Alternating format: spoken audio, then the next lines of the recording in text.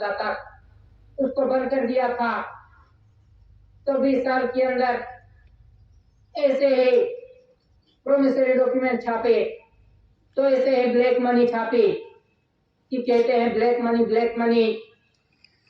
तो जो black money है वो 20 साल के अंदर इतनी छापी गई कि बिना हिसाबी छापी गई। जो बड़ी बड़ी नोट थे, बैंक नोट के 2 से लेकर 2000 तक, वो बैंक नोट ऐसे ही बिना हिसाबी छाप दी गई, ऐसे ही छापा, इनका कोई हिसाब नहीं।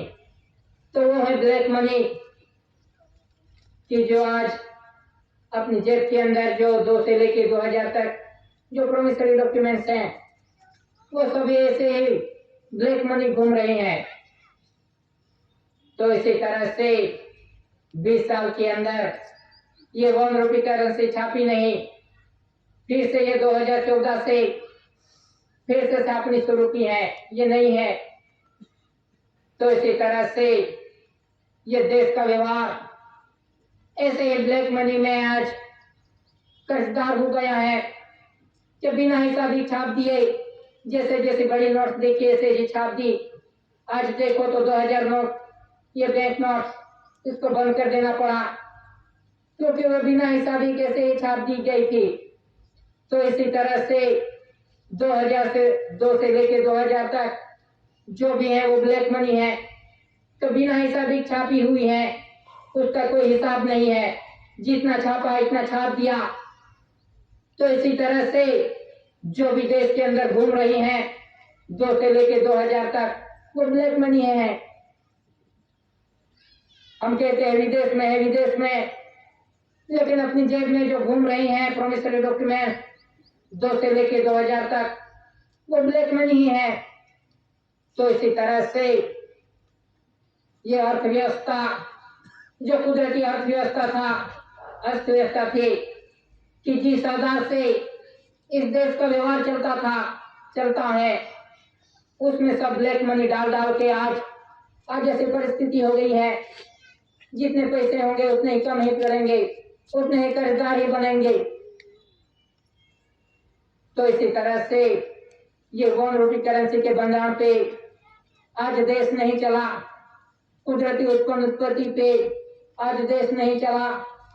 तो इसी तरह से आज ऐसी हालत है कि पैसे की कोई वैल्यू नहीं, कब चाहे कब बंद हो जाए उसकी कोई गारंटी नहीं, क्योंकि 2000 की नोट वो तो बंद हो चुकी है, क्योंकि वो भी बिना हिसाबे बना गए थे। तो इसमें अर्थव्यवस्था पूरी खत्म हो गई है कि जो भी प्रोमिसरी डॉक्यूमेंट्स हैं वचन दे दे के ये पूरा विश्व इसमें फंस गया है आज कि पूरा विश्व ये 1 रुपये करेंसी के बंधन पे नहीं चला। जिसने जिसने बनाई वो बड़ी बड़ी नोट्स बना दी, जितने जितने बड़े आंकड़े उतने उतने बड़े कर्जदार हैं सभी देश के। अमेरिका डॉलर है, इसमें सबसे बड़ा आंकड़े हैं, तो वो सबसे बड़ा कर्जदार है। तो इसी तरह से ये 1 रुपये करेंसी के बंधन पे, कुदरती बंधन पे कोई चला नहीं, इस देश में भी नहीं चले। तो इसी तरह से ये परिस्थिति, कठिन परिस्थिति आने वाली है कि 2 से लेकर 2000 तक ये बैंक नोट कब बंद हो जाए उसकी कोई गारंटी नहीं। हम तो खुश होंगे कि मेरे पास बड़ी बड़ी नोट्स हैं, मेरे पास बड़े बड़े हैं, लाखों करोड़ों हैं, लेकिन उसकी कोई गारंटी नहीं, वो ब्लैक मनी है सभी। तो आने वाले समय में वो तो बंद ही होने वाली है, जैसे 2000 की बंद हो गई जैसे। तो इसी तरह से ये सब ब्लैक मनी बनाई गई बिना हिसाबे, प्रॉमिस दे के केंद्र सरकार ने अदा कर दूंगा। आज देखो तो कितनी बैंक नोट मिलेगी, ब्लैक मनी बिना हिसाबे। तो इसी तरह से ये देश ये कुदरती बंधन पे नहीं चला, जितना धान्य कहीं टिकेगी, जितनी उत्पत्ति होगी, इसी आधार से ये 1 रुपये करेंसी बनती है। तभी अर्थव्यवस्था सही सलामत रहेगी, उत्पन्न उत्पत्ति के आधार से बनेगी तब। लेकिन जैसे जैसे बड़ी नोट बनी, उत्पन्न उत्पत्ति तो इतनी होगी नहीं, और बिना हिसाब छाप देंगे बड़ी बड़ी नोट, तो फिर कैसे होगी अर्थव्यवस्था। इसी व्यवस्था में पूरा विश्व फंस गया है, कि पूरा विश्व फंस गया है, तो कैसे स्थिर किया जाएगा, होगा।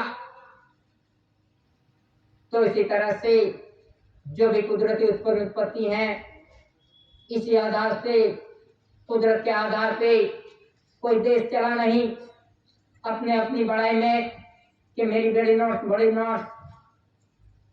तो इसी तरह से जो भी ऊंचापात हुई है, जो भी ऊंचापात हुई है, ये बड़ी बड़ी बैंक नोट वचन दे दे ऊंचापात हुई है। आज सभी डिपार्टमेंट में किसी का कोई हिसाब नहीं है, कोई हिसाब नहीं है। सभी को आई योजना आई, ग्रांट आई, सब आई, लेकिन कहां से आई उसका कोई हिसाब नहीं। सब ऐसे ही वापरते रहे।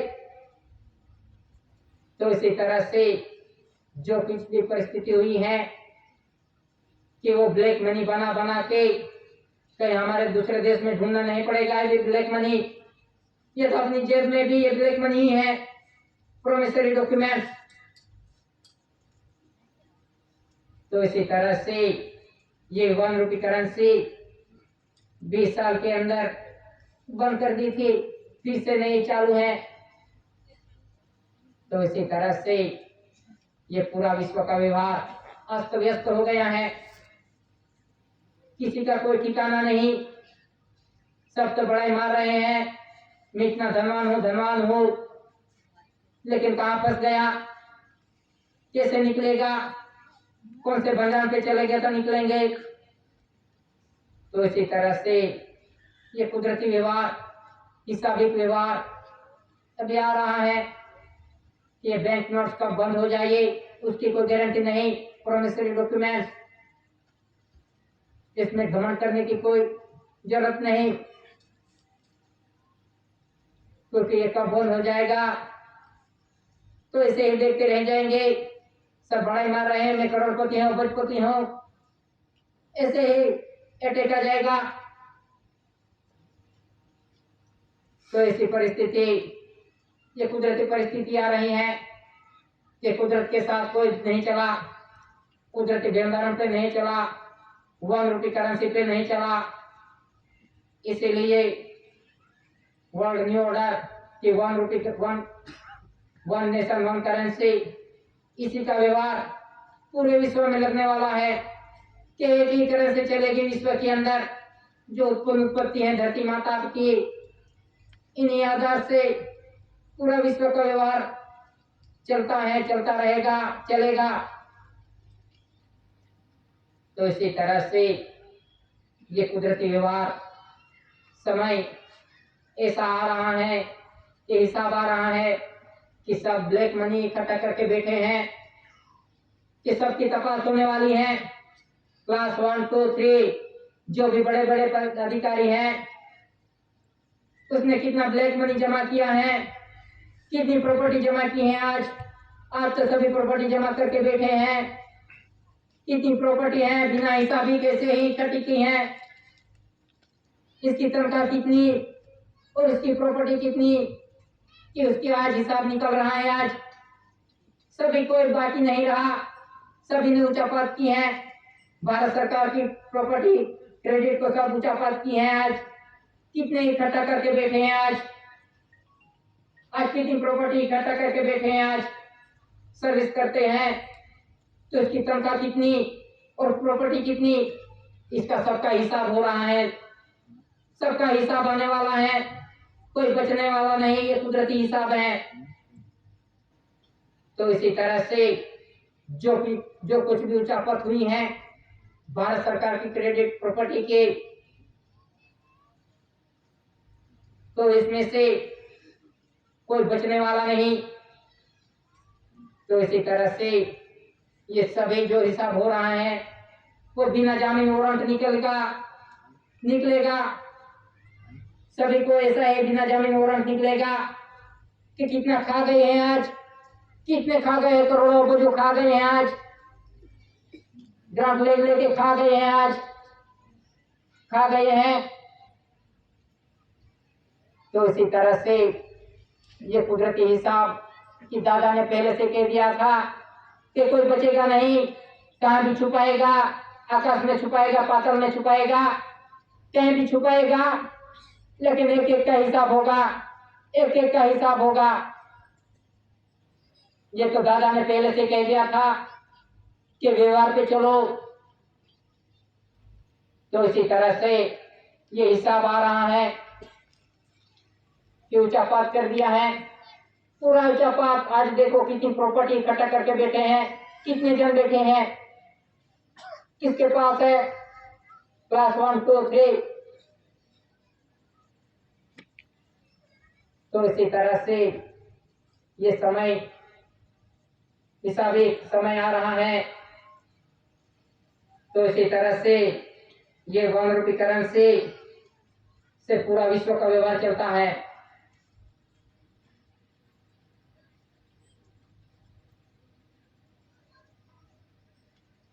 प्यून से लेके राष्ट्रपति तक सब OIGS है कि ऑल इंडिया गवर्नमेंट सर्वेंट के सर्विसर हैं कि सब पगार लेते हैं। प्यून से लेके राष्ट्रपति तक सभी रेवेन्यू टिकट लगा के पगार लेते हैं। तो सरकार कौन? प्यून से लेके राष्ट्रपति तक सब OIGS हैं। ये उनका बंगान पुकारता है, हम नहीं कहते। तो सरकार कौन? आज देखो तो विश्व की रानी विक्टोरिया एलिजाबेथ कि वो भी पगारदार निकली आज। तो उसके पगार में 50 लाख पाउंड का जंगी वधारा ये पेपर पुकारता है।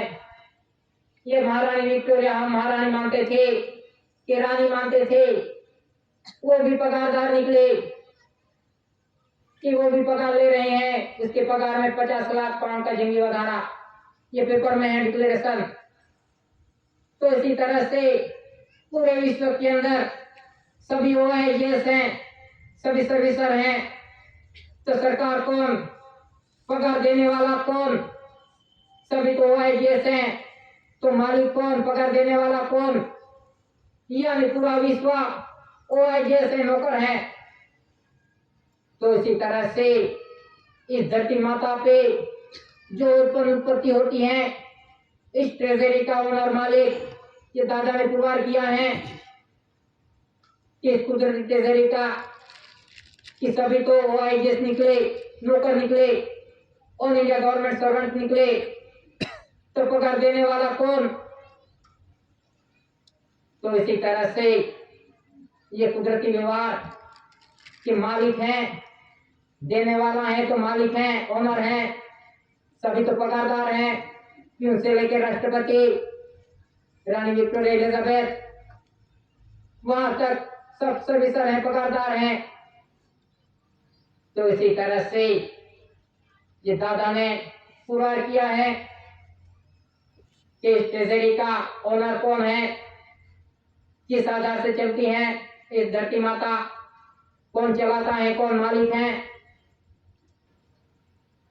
तो इसी तरह से इस देश का और विश्व का व्यवहार चलता है। कोई मालिक नहीं पुरवार हुआ, सभी निकले।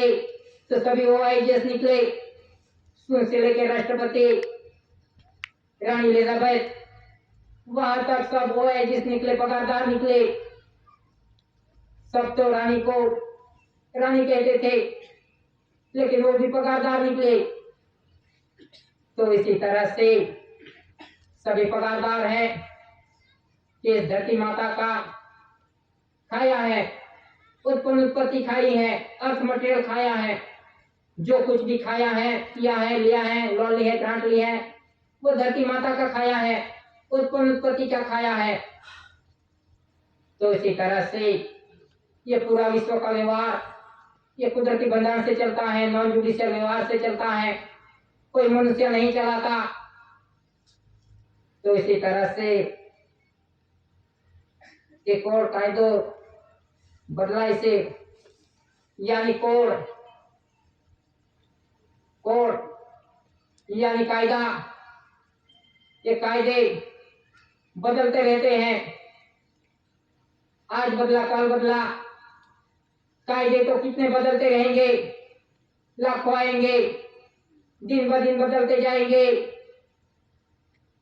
लेकिन ये बंधारण ये कभी नहीं बदल सकता। ये नॉन जुडिशियल व्यवहार, इसमें किसी को बदलने की कोई किसी की ताकत नहीं है। कायदा तो बदलते रहेंगे, हर रोज बदलते रहेंगे, लेकिन ये नॉन जुडिशियल व्यवहार, कुदरती बंधारण, ये कभी बदलने वाला नहीं। तो इसी तरह से कोड, आप तो सभी कोड मांग रहे हैं, कोड मांग रहे हैं कि हमें कोड चाहिए, कोड चाहिए कि आदिवासी नेचुरल ऑफ द कम्युनिटी ये कोड में नहीं आता, ये कोड में शामिल नहीं होता, कोई कोड में नहीं आता। आदिम जाति आदिवासी को कोई कोड में नहीं रखा गया, इस पे कोई नहीं लगता, इस पे कोई कायदा नहीं लगता। लेकिन आज आदिवासी है, कोड मांग रहे हैं, मुझे कोड दो। कोड यानी कायदा, कि कायदे में आदिवासी नहीं आता, इसीलिए आदिवासी को कोई कोड नहीं दिया गया, कोई कोड में नहीं आता आदिवासी।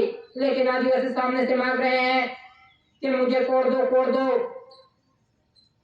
आज धर्म का कोड मांग रहे हैं कि धर्म भी नहीं आता, ये धर्म भी जुडिशरी है, मानव सचेत, उसमें भी नहीं आता आदिवासी natural of the community, code में भी नहीं आता।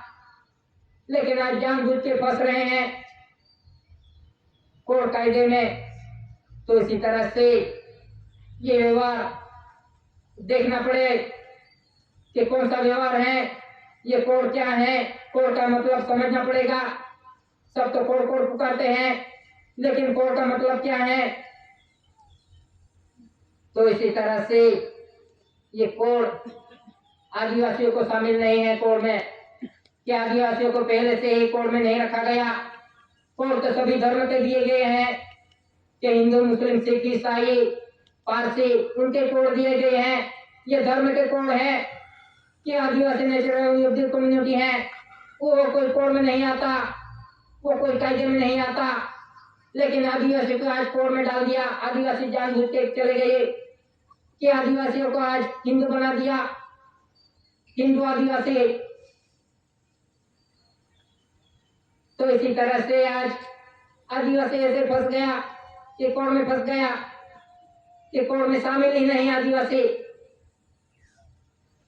तो इसी तरह से ये कोड का मतलब क्या है वो भी जानना पड़ेगा, नहीं तो हम ऐसे पूछते रहेंगे हमें कोड दो, कोड दो, तो जानबूझ के फंस गए हैं।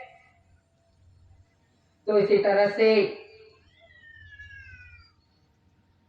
कि अनुसूचित जनजाति ना महत्व न चरणों, कि अनुसूचित जनजाति के महत्व के चरणों के 1956 जाहिरनामा, राष्ट्रपति का जाहिरनामा 1956 में 1960 मुंबई अधिनियम हेतु हस्तांतरित रूपांतरित हुक्म के 1960 में रूपांतरित हुक्म किया गया, कि 1976 के अंदर लीगल धोरण है कायदेसर हिंदू भील अनुसूचित जनजाति बाय फोर्स।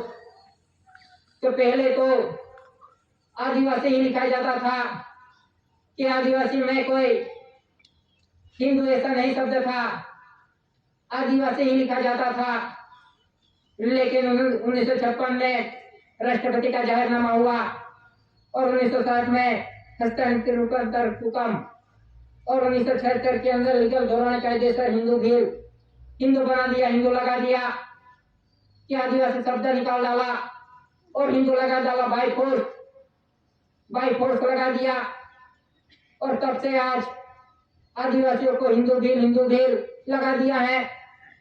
तो आदिवासी शब्द निकाल डाला आज और अनुसूचित जनजाति में डाल दिया, यानी अनुसूचित जनजाति यानी रखड़ती भटकती हुई जाति, ऐसा ये सब मीन होता है इसका कि अनुसूचित जनजाति बना दिया क्या एसटी।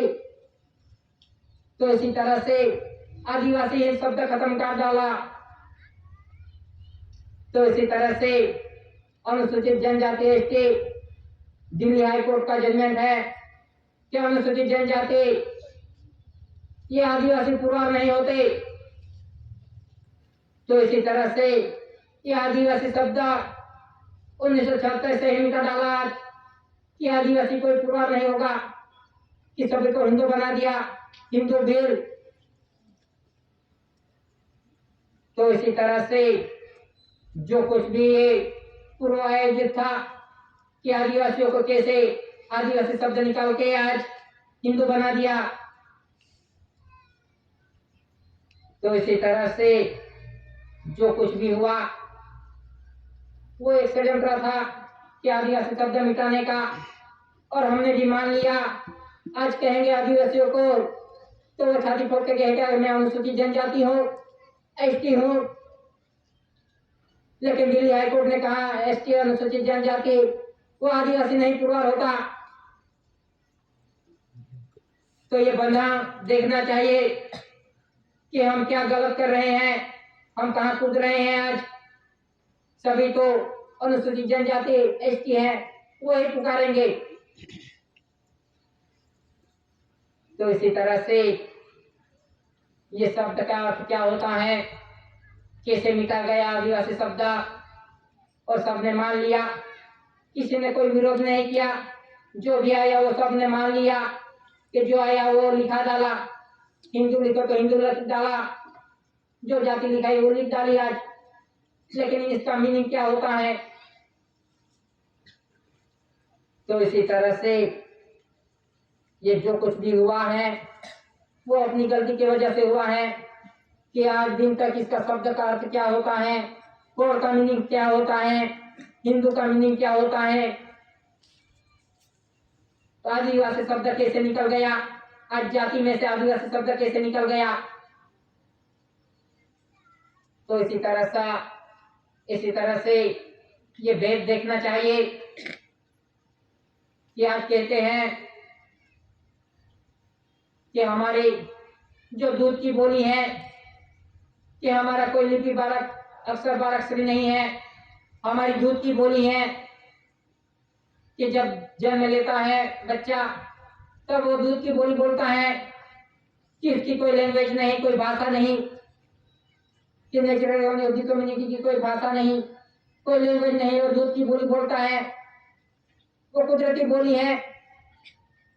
तो आज नेचुरल कम्युनिटी ने आज इस दूध की बोली को आज भाषा बना डाली कि हमारी भाषा है।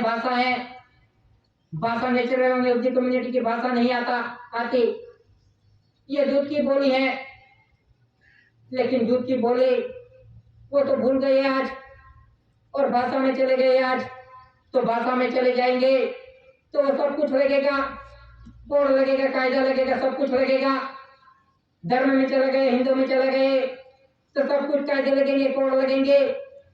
आदिवासी तो बिना रहित थे, कायदा रहित थे, इन पे कोई नहीं लग सकता।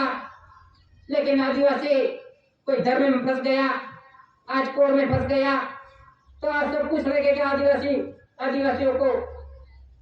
तो कहाँ गलती हुई तो वो देखनी चाहिए। तो इसी तरह से ये सब कुछ कोड जो धर्म के कोड हैं, हिंदू मुस्लिम सिख ईसाई पारसी उनके कोड हैं, उनके धर्म के कोड हैं, आदिवासी कोड में आता नहीं। तो इसी तरह से आदिवासियों को कोड में फंसाया गया है और आदिवासी आज कूद रहे हैं कि मुझे कोड चाहिए। तो इसी तरह से ये दूध की बोली थी, उनकी भी भाषा कर डाली आज। तो हम कैसे पुरवार होंगे, सब भाषा बना डाली। तो इसी तरह से जो कुछ भी हुआ है वो अपनी गलती की वजह से हुआ है कि किसी ने इसका अभ्यास नहीं किया। सब तो बहुत पढ़े लिखे हैं नेचुरल कम्युनिटी में, सब तो बहुत बड़े बन गए हैं, लेकिन इसका मीनिंग क्या है आज तक किसी ने देखा नहीं। तो इसी तरह से ये हमारी ही गलती की वजह से आज ये सब कुछ लगा है आज। तो इसी तरह से इस विवाद से देखना पड़ेगा कि कहां फंसे हैं, लेकिन इसको देखने की कोई देखता नहीं। सब जैसे हैं वैसे ही चलते आ रहे हैं। सब जाति के दाखिले में लिखेंगे तो हिंदू ही लिखेगा, हिंदू भील। क्या आदिवासी हिंदू है? इसका किसी ने कोई विरोध किया? कोई नहीं। तो इसी तरह से सभी आदिवासियों को फंसाया गया है।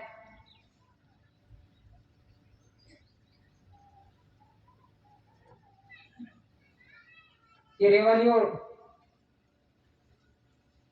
सबका वरिष्ठ के उत्पत्ति इस धरती माता पे जो उत्पत्ति होती है वो सबकी वरिष्ठ कि रेवन्यू सबका वरिष्ठ सुप्रीम कोर्ट सर्व कायदे रेवन्यू के अधीन है। कि रेवन्यू सुप्रीम कोर्ट न थे, ये रेवन्यू सुप्रीम कोर्ट का नहीं राष्ट्रपति का, नहीं वड़ा प्रधान का, नहीं केंद्र सरकार का, नहीं राज्यसभा के लोकसभा का, नहीं चुनायला सभ्यों का, राज्य सरकार के, नहीं स्टेट गवर्नमेंट का, नहीं म्यूनिसिपालिटी का, नहीं सुधराई का, सरपंच के पंचायत का नहीं,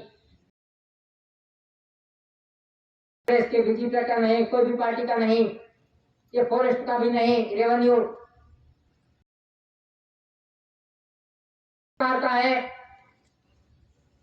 ये रेवेन्यू गवर्नमेंट ऑफ भारत सरकार का है। रेवेन्यू गवर्नमेंट ऑफ भारत सरकार का है। इसमें कोई वाणी नहीं, इसमें कोई विभाजित नहीं किया गया है कि ये मेरी है रेवेन्यू है, ऐसा कोई नहीं एविडेंस। यानी ये रेवेन्यू प्रॉपर्टी क्रेडिट ये गवर्नमेंट ऑफ भारत सरकार की है। फॉरेस्ट का हो, फॉरेस्ट का है, लेकिन सभी डिपार्टमेंट ने बेच लिया है। इसका कोई एविडेंस नहीं, तो उसकी चपत हो गई है।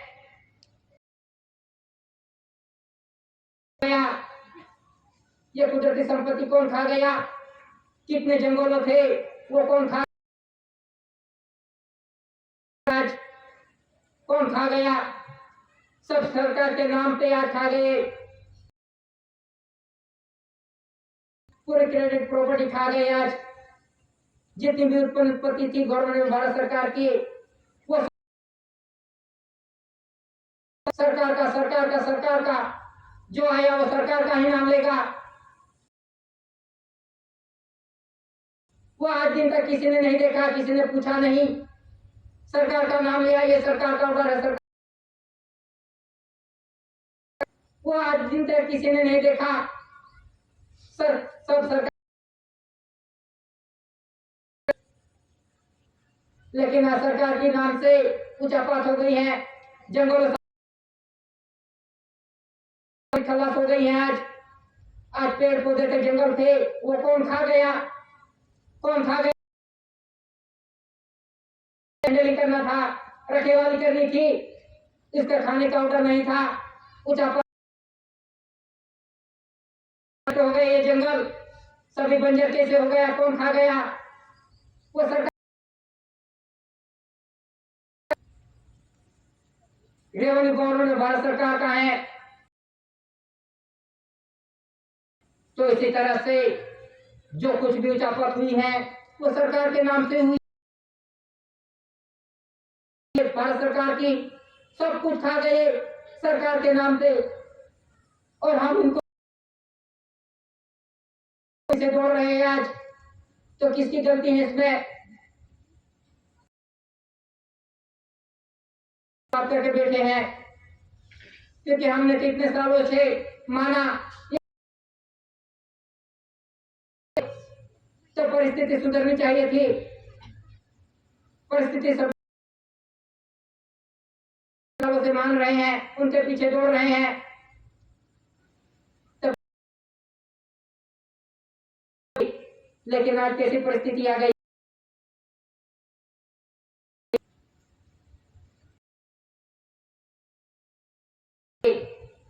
ये अपनी ही गलती नहीं, व्यवहार देखा नहीं, चालू है, ये व्यवहार चालू है, जरूरत नहीं की, तो आज कैसी परिस्थिति आ गई। आज सब कर्ज में डूब के बैठे हैं। आज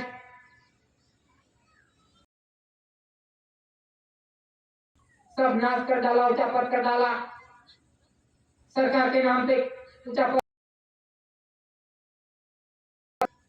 बिना हिसाब दिखा गया, वचन दे दे के अदा करने का वचन,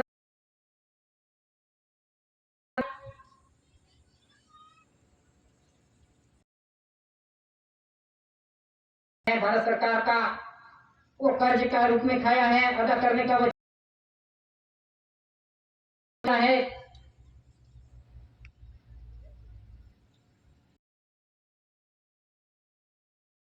जो कुछ भी उचापत हुई है वो सरकार के नाम से हुई है। सरकार ये दोनों तो अलग है, लेकिन नाम तो लेते हैं भारत सरकार का है। भारत सरकार का और नाम वो कहते हैं सरकार में सरकार का ऑर्डर है। तो इसी तरह से जो कुछ भी उचापत हुई है, आज दिन तक किसी ने सरकार को नहीं, कौन सा सरकार का ऑर्डर है, केंद्र सरकार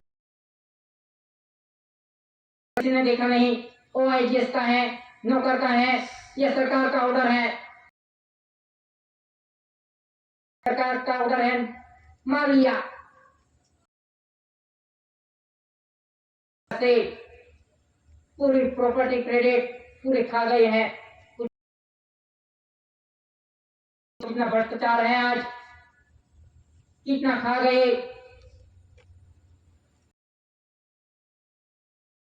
तरह से जो कुछ भी हुआ है वो अपनी गलती नहीं, लेकिन हम तो उनके पीछे ही दौड़े कि वही सरकार है, वही सरकार है।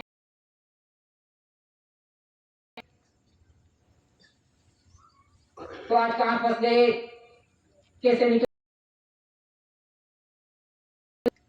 तो आज कैसी परिस्थिति आ गई। पहले तो अच्छा लगता था, परिस्थिति नहीं थी, सब खुश थे, सब कुछ अच्छी तरह से मिल रहा था, लेकिन जहां देखो वहां विस्थापित आदिवासियों को ही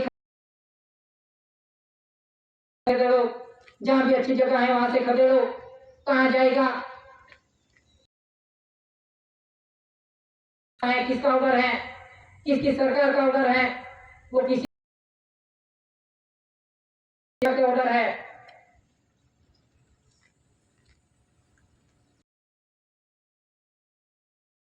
जो कुछ भी परिस्थिति हो गई है वो अपनी गलती की वजह से हो, लंबे हाथ करके के हमने ही बनाया है।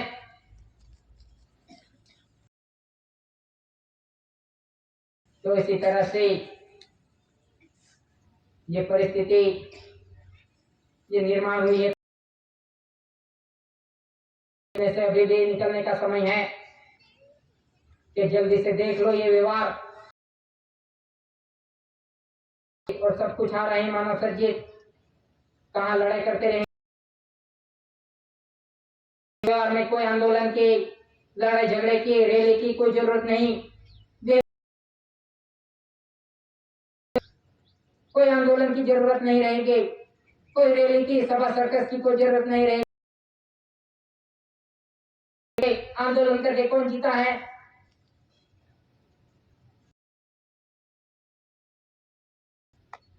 तो ये शांति का व्यवहार है कि दादा ने यह शांति का व्यवहार किस आधार एविडेंस रख दिया है कि एविडेंस के साथ चलो तो पुरवार होंगे। आती कोई सर्कस नहीं आता, कोई सभा नहीं आती।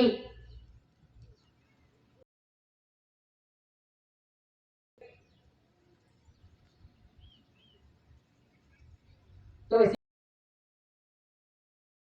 कर रहे हैं, अंदर अंदर ही झगड़े रहे हैं। आज संगठन बना के पार्टी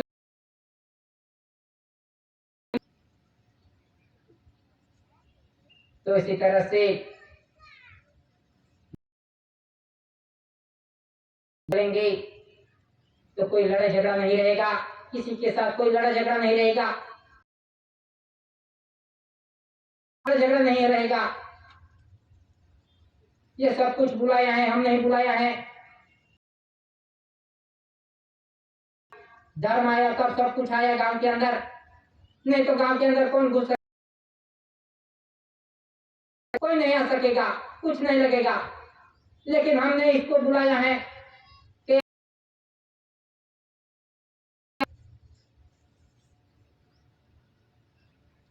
तो इसी तरह से एविडेंस ये दादा ने तो पहले से तैयार करके रखे थे, दिए हैं। इस व्यवहार पे